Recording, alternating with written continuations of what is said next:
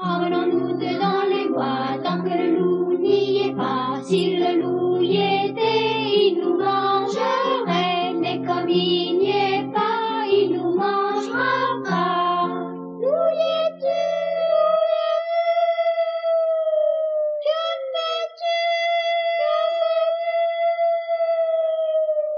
M'entends-tu?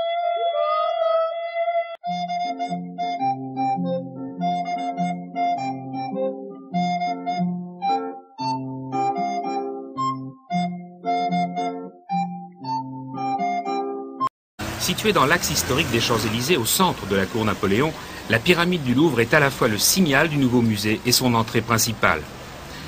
Du niveau du sol, on descend dans un grand hall souterrain par cet escalier en hélice ou des escalators. Éclairé par la lumière naturelle qui filtre de la pyramide, ce hall immense, 12 000 m², est la plaque tournante du Grand Louvre. Le nouveau musée se veut pratique. Au guichet, vous pouvez vous-même prendre votre billet avec une carte bancaire.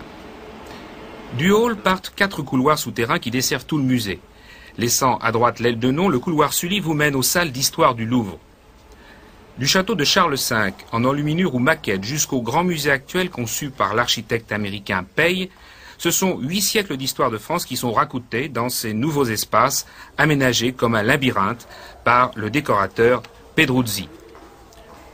Le Louvre médiéval, il est ici, dans sa réalité, sous les yeux des visiteurs. Ce sont les restes du château de Charles V et de Philippe Auguste, ainsi que la crypte Saint-Louis, dégagés sous la cour carrée, après une campagne de fouilles qui a duré 2 ans.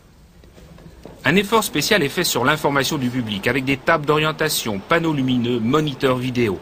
Les toilettes, téléphones et autres services dignes d'un musée moderne sont signalés par des logos faciles à comprendre.